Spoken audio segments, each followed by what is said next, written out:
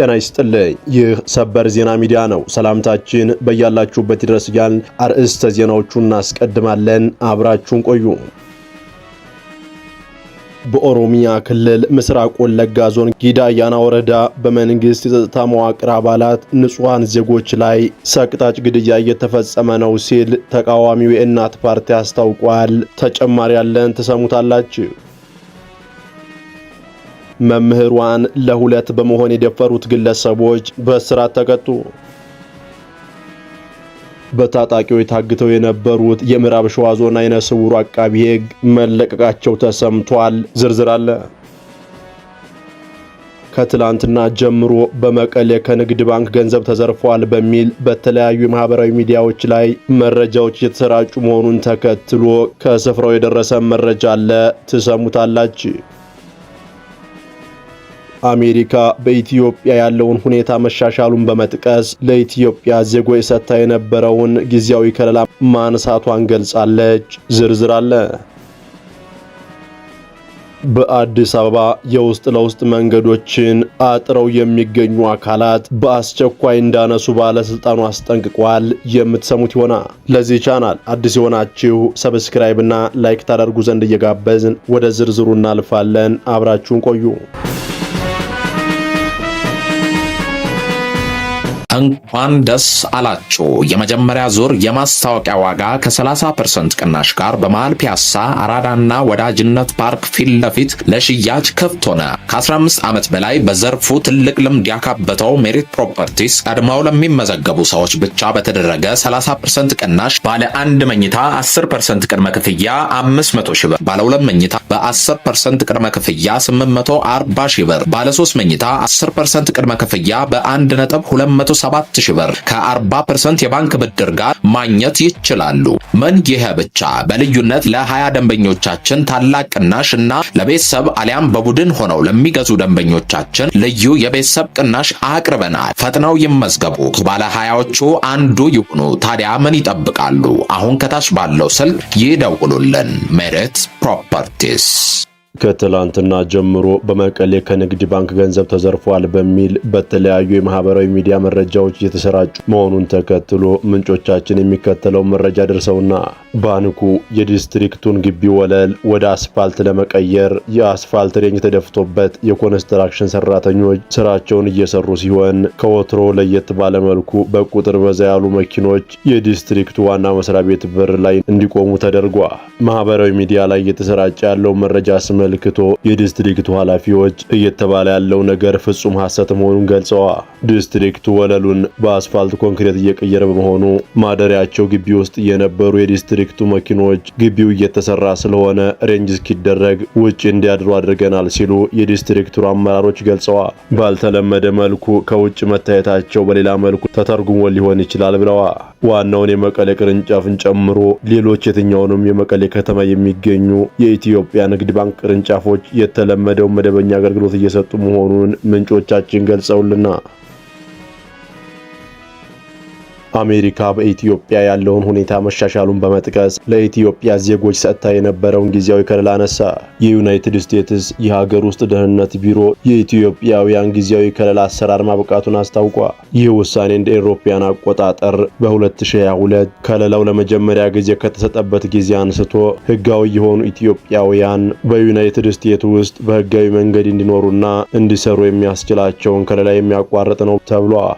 የአሜሪካ የሀገር ውስጥ ደህንነት ሚኒስቴር ክርስቲን ኖኤም በዚህ ሳምንት በሰጡት መግለጫ ውሳኔው የሀገሪቱን ሁኔታ በጥንቃቄ ከመረመረ በኋላ የተላለፈ መሆኑን ገልጸዋል። አክለውም በኢትዮጵያ ውስጥ ያሉት ሁኔታዎች ጊዜያዊ ከለላ ስር የመቆየት መብትን ለማራዘም የሚያስፈልገውን የህግ መስፈርት አያሟሉም በማለት ደምድመዋል። የዩናይትድ ስቴትስ የዜግነትና የስደተኞች አገልግሎት USCIS ቃል አቀባይ ጊዜያዊ ከለላ ስር የመቆየት መብት የሚሰጠው ለተወሰኑ ጊዜ ብቻ መሆኑን ጠቅሰው ለዘለቄታው ለመኖር የሚያስችል መብት ማግኛ ፈቃድ እንዲሆን ፈጽሞ አልታሰበም ብለዋል።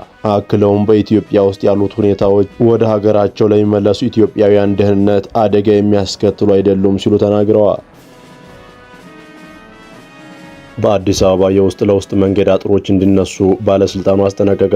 የአዲስ አበባ ከተማ መንገዶች ባለስልጣን በከተማዋ የውስጥ ለውስጥ መንገዶችን አጥረው የዘጉ ግለሰቦች መንገዶችን በ7 ተከታታይ ቀናት ውስጥ ክፍት እንዳደርጉ አስጠንቅቋል። ባለስልጣኑ በተለያዩ የከተማዋ ክፍሎች የተገነቡ የውስጥ ለውስጥ መንገዶች በህገ ወጥ መንገድ በግለሰቦች ታጥረው የተዘጉ መሆናቸውን ጠቅሷል። ይህ ህገ ወጥ ድርጊት የህብረተሰቡን በመንገድ ሀብት የመጠቀም መብቱን ከመጋፋቱ በላይ የትራፊክ እንቅስቃሴው እንዲስተጓጎል አሉታዊ ተጽዕኖ እያሳደረ መሆኑን አክሎ አስታውቋል። በመሆኑም የአዲስ አበባ ከተማ መንገዶች ባለስልጣን በሁሉም የከተማዋ ክፍሎች የሚገኙ የውስጥ ለውስጥ መንገዶችን አጥረው የዘጉ አካላት ከትላንት ታህሳስ 4 ቀን 2018 ዓ.ም ጀምሮ ባሉት 7 ተከታታይ ቀናት ውስጥ መንገድ የዘጉበትን አጥር እንዲያነሱና መንገዱን ለትራፊክ እንቅስቃሴ ክፍት እንዲያደርጉ በጥብቅ አሳስበዋል። በሁሉም የከተማ ማዕዘናት መጠነ ሰፊ የመንገድ ግንባታና ጥገና ስራዎች እያከናወነ እንደሚገኝ የገለጸው ባለስልጣኑ በተጠቀሰው የጊዜ ገደብ ውስጥ አጥር የማያነሱ አካላት በህግ ተጠያቂ እንደሚሆኑ ባለስልጣኑ አስታውቋል።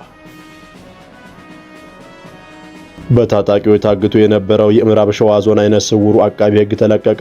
በኦሮሚያ ክልል ምዕራብ ሸዋ ዞን የጀርሳ ለፎ ወረዳ አቃቢ ህግ የነበሩት አቶ ሽብሩ ጉታ መገርሳ ህዳር 29 ቀን 2018 ዓ.ም በታጣቂዎች ታግተው ከቆዩ በኋላ መለቀቃቸውን የዞኑ አቃቢ ህግ ጽህፈት ቤት አስታወቀ።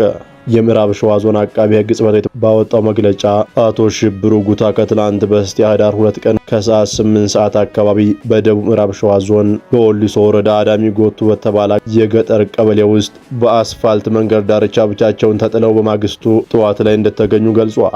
አቃቢ ህጉ የታገቱት በጫካ በሚንቀሳቀስ የታጠቀ አካል እንደሆነ የገለጸው ጽህፈት ቤቱ ከመታገታቸው በፊት ህመም ላይ እንደነበሩ ጠቅሶ ከተለቀቁ በኋላ በአቅራቢያው ወደሚገኝ የጤና ተቋም ተወስደው ሕክምና እየተደረገላቸው መሆኑን አረጋግጧል።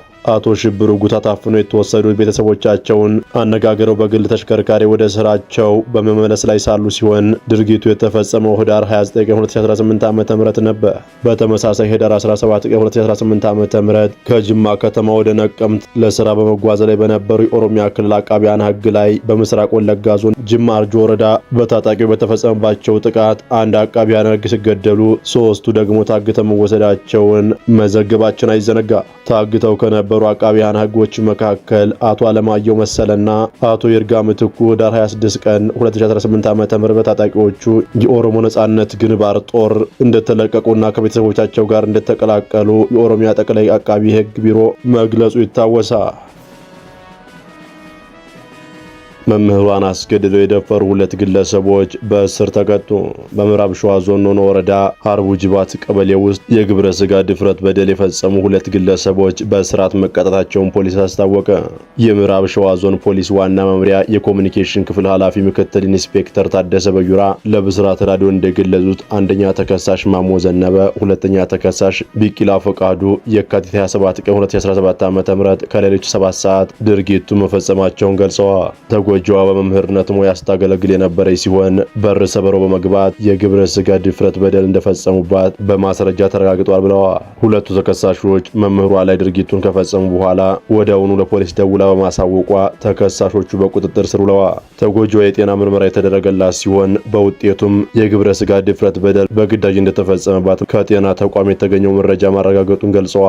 ፖሊስ በመምህሯ ላይ የተፈጸመውን የግብረ ስጋ ድፍረት በደል በማስረጃዎች አጠናክሮ የምርመራ መዝገቡን ለአቃቢ ህግ ልኳል። አቃቢ ህግ ከፖሊስ የቀረበውን ማስረጃ ተመልክቶ በወንጀል ህግ ቁጥር 620 እና 605 መሰረት ክስ የተመሰረተ ሲሆን ክሱን ሲከታተል የቆየው የምዕራብ ሸዋ ዞን ከፍተኛ ፍርድ ቤት ህዳር 29 ቀን 2018 ዓ.ም በዋለው ችሎት 2ቱ ተከሳሾች የኃይል ድርጊት በመጠቀም አስገድዶ የግብረ ስጋ ድፍረት በደል መፈጸማቸው ከፍተኛ የአእምሮ ጉዳት በማስከተላቸው እያንዳንዳቸው በ11 ዓመት እስራት እንዲቀጡ የተወሰነባቸው መሆኑን ምክትል ኢንስፔክተር ታደሰ በዩራ ጨምረው ለብስራት ራዲዮ ገልጸዋል።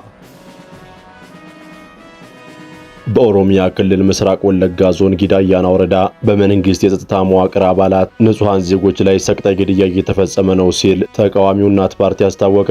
ፓርቲው ባወጣው መግለጫ እንዳመለከተው ጥቃቱ የተፈጸመው በጊዳያና ወረዳ እንዶደ ዲቾ ቀበሌ ልዩ ቦታው አሊ በተባለ ስፍራ ነው። እንደ ፓርቲው ገለጻ ከማክሰኞ ህዳር 30 ቀን 2018 ዓ.ም ጀምሮ ከ20 በላይ ተሽከርካሪዎች የተጫኑ የኦሮሚያ ልዩ ኃይል አባላት በአካባቢው ተሰማርተው ንጹሃንን ኢላማ ያደረገ ጥቃት ፈጽመዋል ብለዋል። ፓርቲው የአካባቢውን ነዋሪዎች ዋቢ አድርጎ እንደገለጸው የአካባቢው ማህበረሰብ ከዚህ ቀደም ከመከላከያ ሰራዊት ጋር በመመካከርና እንጠብቃቸዋለን የሚል ቃል ተገብቶ ለትጥቁ እንዲያወርድ ተደርጎ ነበር። ጥቃቱ የተከፈተው ይህ የህዝቡ ትጥቅ መፈታቱ ከታወቀ በኋላ ነው ሲል ወንጅሏል። በአካባቢው ሸኔ፣ የኦሮሞ ነጻነት ሰራዊት ወይም ፋኖ የተባሉ ታጣቂ ኃይሎች እንደማይንቀሳቀሱ የገለጸው እናት ፓርቲ ጥቃቱ በንጹሃን ላይ ብቻ ያነጣጠረ በስለት ጭምር የተፈጸመና አስከሬን እንኳን እንዳይነሳ የተደረገ ነው ብሏል። ነዋሪዎች ለህይወታቸው በመስጋት ወደ ጫካ በመሸሻቸውም የሟቾቹን ቁጥር በትክክል ማወቅ አስቸጋሪ መሆኑን መግለጫው አትቷል።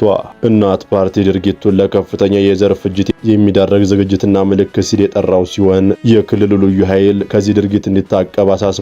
ፓርቲው ለመንግስት ባቀረበው ጥሪም አንደኛ የመከላከያ ሰራዊት ቃል በገባው መሰረት በስፍራው ተገኝቶ ህዝቡን ከጥቃቱ እንዲጠብቅ፣ ሁለተኛ ይህ የማይሆን ከሆነ ደግሞ ነዋሪው ራሱን ለመከላከል ሲል ያስረከበውን መሳሪያ እንዲመለስለት ጠይቋል። ይህ ሳይሆን ቀርቶ ለሚደርሰው ጉዳት መንግስት ሙሉ ኃላፊነቱን ይወስዳል ሲል ፓርቲው አክሎ ገልጿል። በምስራቅ ወለጋ ተፈጸመ የተባለውን የንጹሃን ግድያና የፓርቲውን ክስ አስመልክቶ የኦሮሚያ ክልል መንግስትም ሆነ የፌዴራል መንግስት የፌዴራል የጸጥታ አካላት እስካሁን በይፋ የሰጡት ምላሽ የለም። አካባቢው በተደጋጋሚ የጸጥታ ችግሮች የሚስተናገዱበት ቀጣና መሆኑ ይታወቃል።